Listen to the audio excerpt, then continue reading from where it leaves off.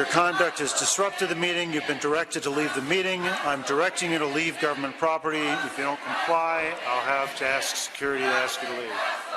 Grand Rapids City Commission had to pause Tuesday night after public comment was interrupted by chanting. It's tied to an ongoing push by pro-immigrant activists urging city officials to adopt sanctuary city policies.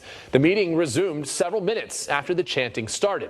For just over 2 hours, speaker after speaker discussed the proposals, some addressing city leaders directly, others discussing impact. Now too many in our city live in fear.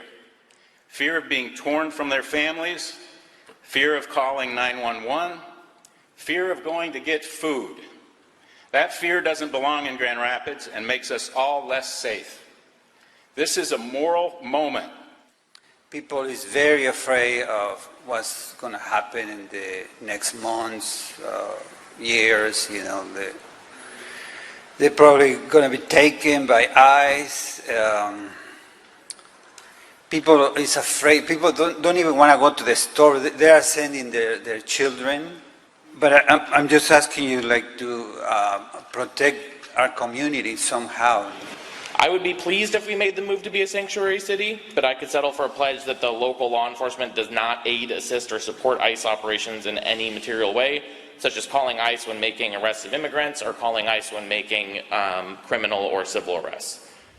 The groups behind Tuesday's public comment push, Movimiento Cosecha and GR Rapid Response to ICE, have laid out several policies they want Grand Rapids to adopt. Those include prohibiting officers from making arrests for federal immigration violations or detaining people on civil immigration warrants and preventing the establishment of immigration detention centers in Grand Rapids.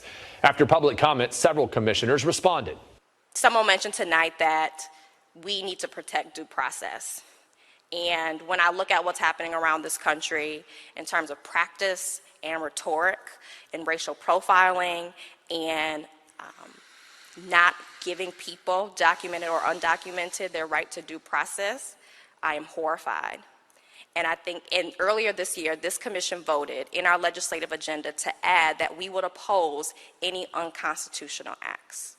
And so I think that it is time for us to reopen this conversation around sanctuary city status based on that and based on what we've heard today. I think that everyone here in Grand Rapids deserves the best life possible.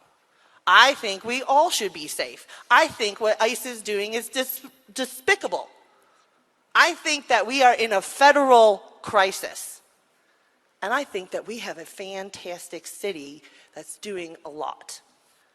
And I really would like everyone who has questions about our policies to come and let's have a real talk and tell me where in these policies we're not meeting these 6 expectations. Because I really believe that we are meeting 95% of it, if not more. Grand Rapids Police have policies related to immigration status in place. They're available to view on the department's website. The document says in part that officers cannot stop, question, arrest, or detain someone solely based on immigration status or violation of immigration law.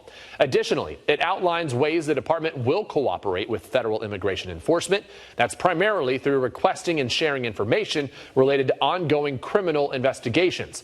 The policy also notes that any other cooperation with federal immigration authorities must be approved by police leadership.